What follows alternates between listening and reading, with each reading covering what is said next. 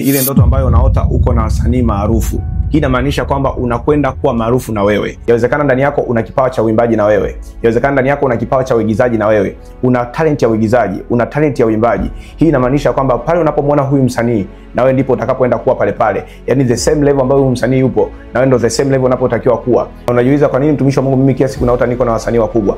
Unaota kuwa na wasanii wakubwa ni kwa sababu kuna heshima kubwa ambayo mbele yako inakuja.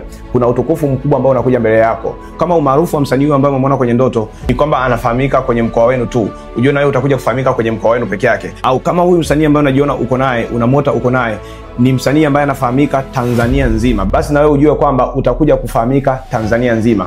Ama kama huyu msanii ambaye unamuona ni msanii ambaye anafahamika Afrika Mashariki, inakuwa hivyo hivyo. Ujue na wewe utakuwa hujakuwa na umaarufu, na umaarufu ule utakuwa ni wa Afrika Mashariki. Au kama muda mwingine unajiona uko na msanii ambaye ana umaarufu wa kidunia, ujue kabisa na wewe ya kwamba umaarufu wako utakuja kuwa ni wa dunia nzima.